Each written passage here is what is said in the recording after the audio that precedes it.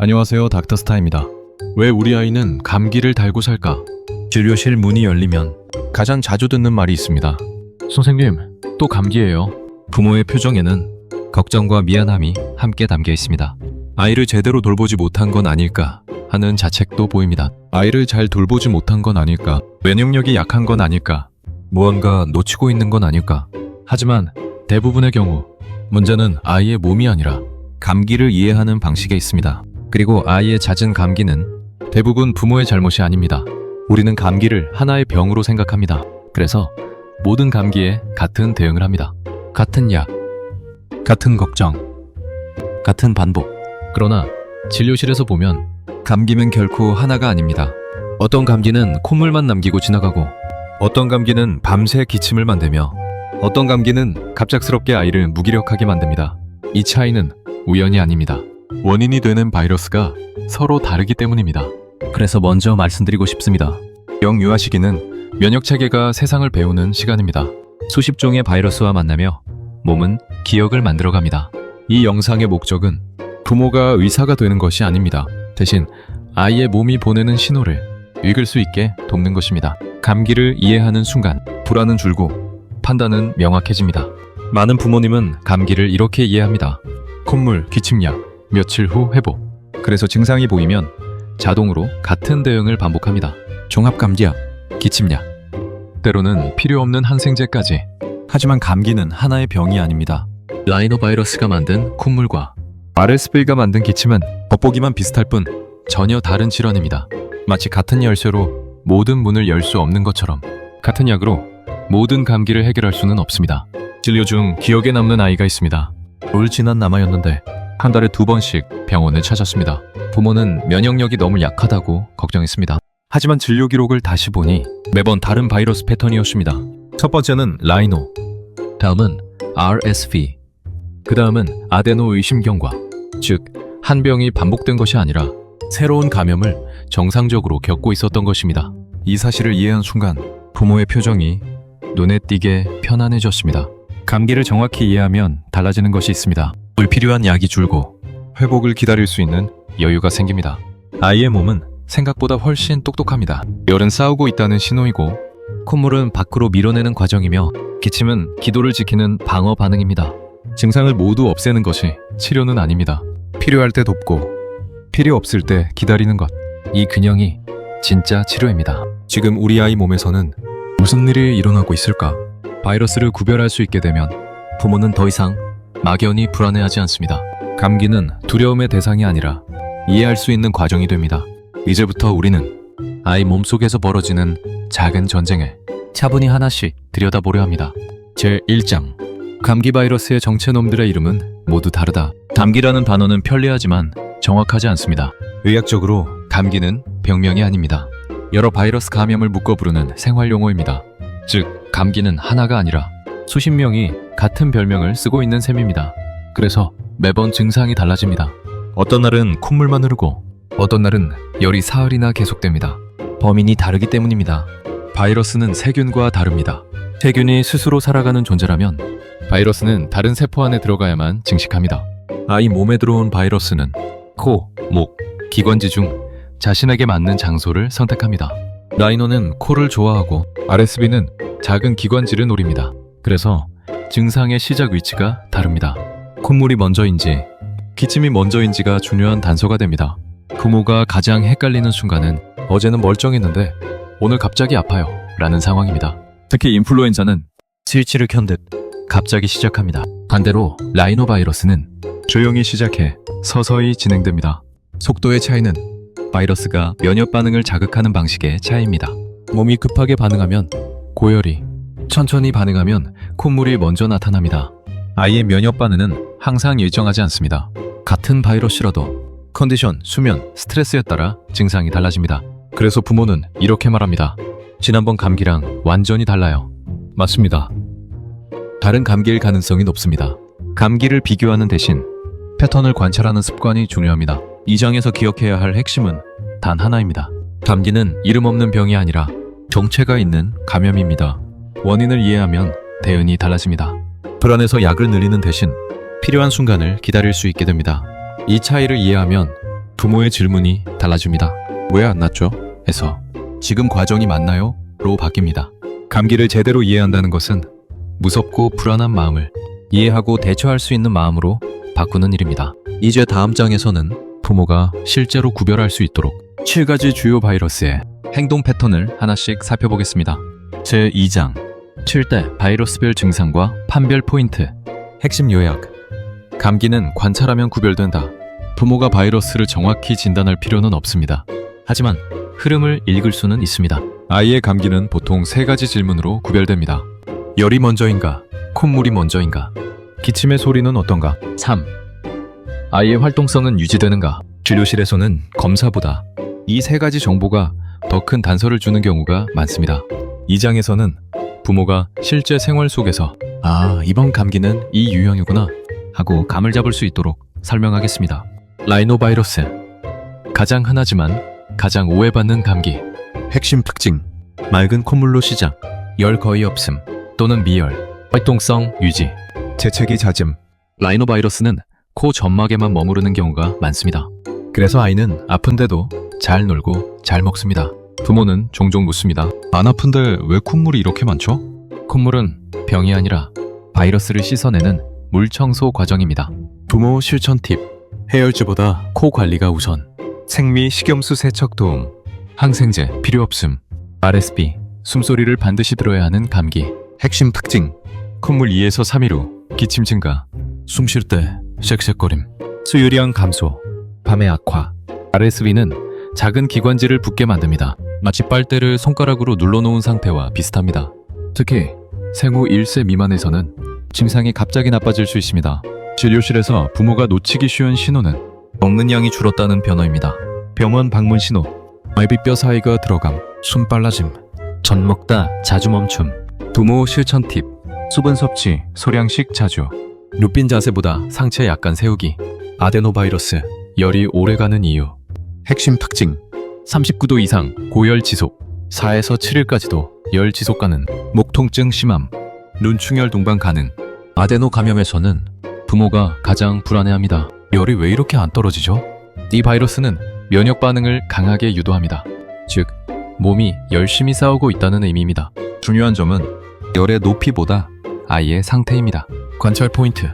해열 후 잘 놀면 경과 관찰 가능. 처짐 지속 시 재평가 필요. 흔한 실수. 열 오래 간다고 항생제 요구. 인플루엔자 아이가 갑자기 조용해지는 감기. 핵심 특징. 갑작스러운 고열. 심한 무기력. 근육통. 식욕 급감. 대부분의 감기에서는 아이들이 어느 정도 활동성을 유지합니다. 하지만 인플루엔자는 다릅니다. 평소 뛰어다니던 아이가 가만히 누워 있으려 합니다. 이 변화가 가장 중요한 단서입니다. 부모 실천 팁. 증상 시작 48시간 내 진료 중요. 수분 공급 최우선. 해열제는 불편감 완화 목적. 파라 인플루엔자 소리로 알 수 있는 감기. 핵심 특징. 개 짖는 듯한 기침. 쉰 목소리. 밤중 갑작스러운 기침 발작. 습기 시 거친 소리. 후두가 붓는 질환으로 공기가 좁은 문을 통과하며 소리가 납니다. 밤에 갑자기 심해지는 이유는 누우면 기도 부종이 더 심해지기 때문입니다. 가정 배처. 울음 최소화. 시원한 공기 노출 도움 가능. 호흡 곤란 시 즉시 진료. 메타뉴모 바이러스. 끝이 길어지는 감기. 핵심 특징. RSV와 유사한 기침. 회복 느림. 기침 2주 이상 지속 가능. 부모는 흔히 이렇게 말합니다.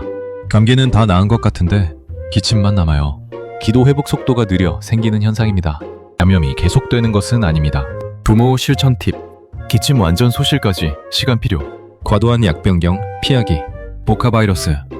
반복되는 듯 보이는 감기. 핵심 특징. 여러 증상 혼합형. 다른 바이러스와 동반 흔함. 회복 후 재악화처럼 보임. 보카바이러스는 감기의 마무리 단계를 길게 만듭니다. 그래서 부모는 또 감기 걸렸어요 라고 느끼게 됩니다. 실제로는 회복 과정일 때가 많습니다. 관찰 포인트. 전반적 컨디션 개선 여부. 열 재발 여부 확인. 부모를 위한 핵심 정리. 감기를 완벽히 구별할 필요는 없습니다.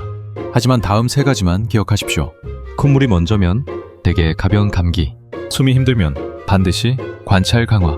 아이가 평소와 다르게 처지면 진료 시점. 감기는 두려움의 대상이 아니라 패턴을 이해할 수 있는 질환입니다. 이제 우리는 다음 장에서 가장 중요한 질문으로 넘어갑니다. 그래서 약은 언제, 어떻게 써야 할까? 제3장 바이러스별 맞춤 치유와 가정간호 가이드, 약물 사용의 정석, 핵심 요약. 감기의 치료는 이기는 것이 아니라 버티도록 돕는 것. 부모가 가장 궁금해하는 질문입니다. 어떤 약을 먹이면 빨리 낫나요? 하지만 감기 치료의 출발점은 조금 다른 방향에 있습니다. 대부분의 감기는 약이 바이러스를 없애서 좋아지는 것이 아닙니다. 아이의 면역이 회복시키는 동안 약은 불편함을 줄여주는 조력자 역할을 합니다. 즉, 치료의 목표는 완치가 아니라 잘 먹고 잘 자고 안전하게 지나가게 하는 것입니다. 이 관점을 이해하면 약 선택이 훨씬 단순해집니다. 해열제, 열을 없애는 약이 아니다. 열은 부모에게 가장 큰 스트레스입니다. 하지만 의학적으로 열은 방어 반응입니다. 체온이 올라가면 바이러스 증식 속도가 느려집니다. 따라서 해열제의 목적은 체온 정상화가 아니라 아이의 편안함입니다. 사용 기준: 아이가 힘들어할 때, 수면 방해될 때, 수분 섭취 어려울 때, 흔한 오해. 열은 위험 신호가 아닙니다. 열 지속은 약이 부족해서가 아닙니다. 진료실에서 자주 보는 부모님의 실수는 체온계의 숫자를 기준으로 약을 반복 투여하는 경우입니다. 숫자보다 아이 표정을 보십시오. 38도 이상이면 대부분 아이들이 힘들기 때문에 해열제 복용을 권장합니다. 기침약 반드시 필요한 경우는 제한적이다. 기침은 제거 대상이 아니라 기도를 보호하는 반사작용입니다. 특히 바이러스 초기에는 기침을 완전히 억제하는 것이 오히려 회복을 늦출 수 있습니다. 바이러스별 접근이 달라집니다. 라이노바이러스, 코 관리가 핵심. RSV 메타뉴모, 기도 관리 중심. 파라인플루 기도, 부종 감소 중요. 가정간호 우선 순서. 충분한 수분, 실내 습도 유지. 3. 코막힘 완화. 많은 경우 약보다 환경 조절이 더 효과적입니다. 물론 일상생활이 불편할 정도의 심한 증상에는 복용해야 합니다. 항생제 감기 치료제가 아니다. 부모와 의료진 모두 가장 신중해야 하는 부분입니다. 항생제는 세균을 죽입니다. 하지만 감기의 원인은 대부분 바이러스입니다. 즉, 표적 자체가 다릅니다. 불필요한 항생제 사용은 장내 미생물 균형 붕괴, 내성균 증가, 다음 감염 회복 지연으로 이어질 수 있습니다. 항생제가 필요한 상황: 세균성 폐렴 의심, 주미염 확진, 부비동염 지속 악화, 세균성 편도염의 의심. 혹시 몰라서 사용하는 약은 아이에게 도움이 되지 않습니다. 집에서 회복을 앞당기는 진짜 간호법.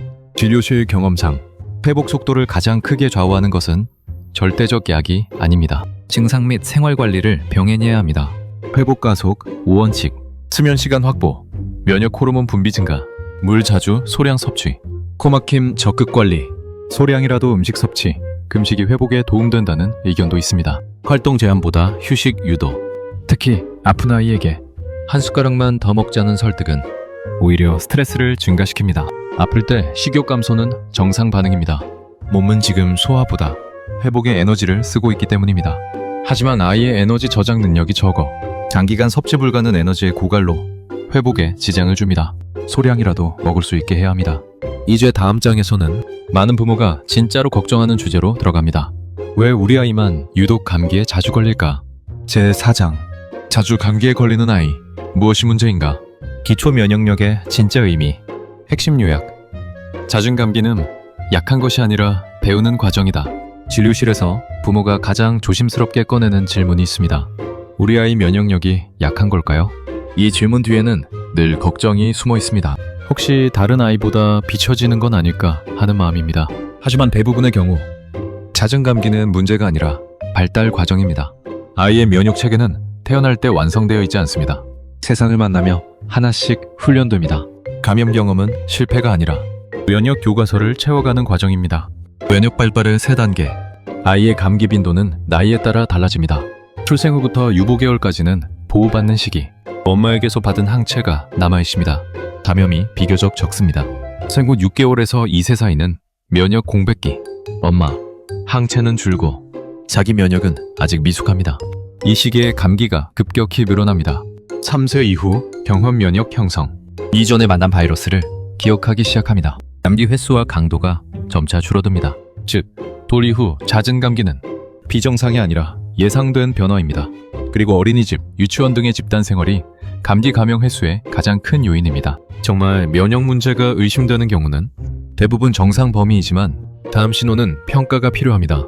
주요의 신호: 폐렴, 반복 입원, 항생제 치료에도 회복 지연, 체중 증가, 부진, 진균 감염 반복, 상처 회복, 매운 들림, 단순 콧물 감기 반복만으로 면역 이상을 의심할 필요는 거의 없습니다. 외래에서 실제 면역 질환은 매우 드물게 발견됩니다. 부모의 불안이 실제 위험보다 큰 경우가 훨씬 많습니다. 자주 아픈 아이들의 공통 생활 패턴, 진료 기록을 오래 살펴보면 흥미로운 공통점이 보입니다. 반복 감기 아이들의 환경 요소: 수면 시간 부족, 늦은 취침, 건조한 실내 공기, 어린이집 초기 노출, 간식 위주 식사. 특히 수면은 생각보다 큰 변수입니다. 밤 10시 이전 깊은 수면 동안 면역 조절 호르몬이 활발히 분비됩니다. 늦게 자는 습관은 면역 훈련 시간을 줄이는 것과 같습니다. 부모가 가장 자주 하는 오해: 감기 안 걸리게 키우는 것이 좋은 양육이다. 하지만 현실은 반대에 가깝습니다. 적절한 감염 경험은 면역 시스템을 균형 있게 만듭니다. 너무 완벽히 차단된 환경에서는 면역이 배울 기회를 잃습니다. 중요한 질문은 이것입니다. 감기에 걸리느냐가 아니라 감기를 어떻게 지나가느냐입니다. 회복 경험이 쌓일수록 아이의 몸은 점점 강해집니다. 면역은 생활 리듬에 민감합니다. 이제 마지막 장에서는 병원을 덜 찾게 만드는 현실적인 예방 전략을 정리합니다. 제5장: 병원을 덜 가게 만드는 우리 아이, 강력 면역 예방법. 생활 습관이 최고의 예방약이다. 핵심 요약: 면역력은 타고나는 것이 아니라 만들어진다. 부모들은 종종 특별한 방법을 찾습니다. 좋은 영양제, 면역 강화 음식, 감기를 막아주는 비법. 하지만 진료 경험상 감기 횟수를 실제로 줄이는 아이들에게는 공통점이 있습니다. 아주 특별한 것이 아니라 매일 반복되는 생활 리듬이 안정되어 있다는 점입니다. 면역은 약으로 올리는 능력이 아니라 몸이 스스로 균형을 유지하는 힘입니다. 그리고 그 균형은 생활 속에서 만들어집니다. 수면, 가장 강력하지만 가장 과소평가된 치료. 아이 면역의 핵심은 밤에 작동합니다. 깊은 수면 동안 면역세포 활성 증가, 염증 조절, 회복 호르몬 분비가 이루어집니다. 권장 습관: 밤 9에서 10시 이전 취침, 일정한 기상시간 유지, 취침 전 화면 노출 최소화. 늦게 잠드는 아이일수록 감기가 길어지는 경향을 자주 관찰합니다. 수면은 휴식뿐만 아니라 몸속 정비 시간입니다. 음식보다 중요한 식사 방식. 부모는 무엇을 먹일지 고민하지만 면역에는 어떻게 먹는지가 더 중요합니다. 면역 친화 식사 원칙: 배고플 때 식사, 억지 식사 금지, 간식 시간 고정, 수분 충분히 섭취. 아플 때 식욕이 줄어드는 것은 몸이 회복에 집중한다는 신호입니다. 이 시기에 과도한 영양 보충은 오히려 회복 부담이 될 수 있습니다. 잘 먹어야 낫는다 보다 편안해야 낫는다가 더 정확합니다. 감염을 줄이는 현실적인 환경 관리. 완벽한 차단은 불가능합니다. 하지만 노출 강도는 조절할 수 있습니다. 실천 가능한 예방 습관: 실내 습도 40에서 60% 유지, 하루 2에서 3회 환기, 외출 후 손 씻기 집중, 코막힘 초기 관리, 과도한 소독 습관 줄이기. 특히 건조한 공기는 기도 점막 방어막을 약하게 만듭니다. 점막은 바이러스의 첫 번째 방패입니다. 습도 관리만으로도 감기 지속 기간이 줄어드는 경우를 자주 봅니다. 부모가 기억해야 할 면역의 마지막 원칙: 아이의 면역은 단기간에 강화되지 않습니다. 하지만 꾸준히 좋아집니다. 감기를 몇 번 지나고 나면 열이 낮아지고 회복이 빨라지고 병원 방문이 줄어듭니다. 이 변화는 어느 날 갑자기 찾아옵니다. 부모는 그때 깨닫습니다. 언제부턴가 감기를 잘 넘기네. 면역은 눈에 보이지 않지만 분명히 성장하고 있습니다. 면역은 특별한 방법으로 강화되지 않습니다. 반복되는 생활 속에서 만들어집니다. 감기의 완벽한 차단보다 지속 가능한 면역 관리가 중요합니다. 마무리입니다. 현명한 부모가 아이의 평생 건강을 만듭니다. 아이를 키우며 부모는 수없이 고민합니다. 병원에 가야 할까? 약을 먹여야 할까? 내가 잘하고 있는 걸까? 이 영상이 전하고 싶은 메시지는 단순합니다. 감기를 이해하게 되면 그 선택이 쉬워집니다. 감기는 피해야 할 적이 아니라 이해해야 할 과정입니다. 바이러스를 구별할 수 있게 되면 불안은 줄고 판단은 분명해집니다. 모든 감기를 막을 수는 없습니다. 하지만 아이가 감기를 건강하게 지나가도록 도울 수는 있습니다. 기다릴 줄 아는 부모, 필요할 때 돕는 부모, 아이의 회복력을 믿는 부모. 그 선택들이 모여 아이의 평생 건강을 만듭니다. 아이의 몸은 매번 배우고 있습니다. 그리고 부모 역시 함께 성장하고 있습니다. 오늘의 감기는 내일의 면역이 됩니다. 현명한 부모가 아이의 평생 건강을 만듭니다. 이상으로 닥터스타였습니다. 시청해주셔서 감사합니다.